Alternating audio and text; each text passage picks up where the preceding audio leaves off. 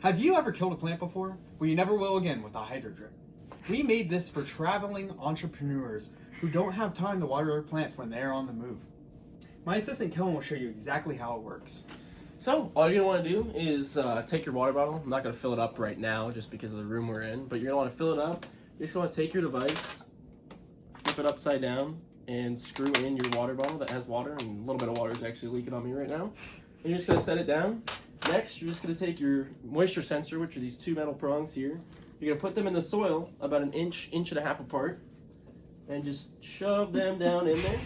And then you're going to take your tube and do the same thing and just run it down into the soil. Doesn't need to be too deep, about 2 or 3 inches should be suffice. And then you're going to come in, go into the device. It's a little messy in here. Again, just a prototype.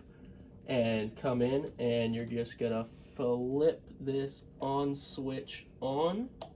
And then it has power. And you'll notice the LEDs turn on. You can actually hear the pump there. So this yellow LED is now indicating that the moisture in the soil is too low and would be need to water. So when you hear the pump kick on, water would run to the plant, and then it would wait a little bit so it is soaked up, and then it would end up turning to green when it has enough moisture. And if there's too much moisture, it turns to yellow and green on it.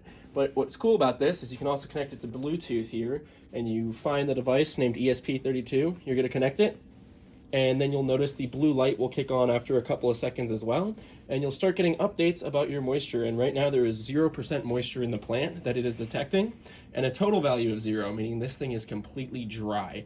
And what's also great about this is, so say this is close to a basil plant, but say you have a fern that uses a lot less water, you can type fern in, and then it'll update and change it to tell you that the moisture sensor is now detecting for a fern because they use 2 different amounts of water.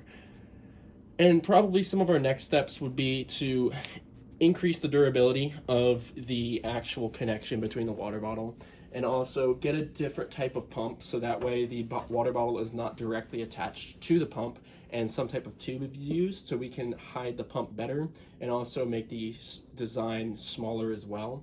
And we could also probably work on the UI a little bit more and make it a little bit more functional, but we really making this an all-in-one product so that you never had to worry about it and only had to worry about the water level in the bottle.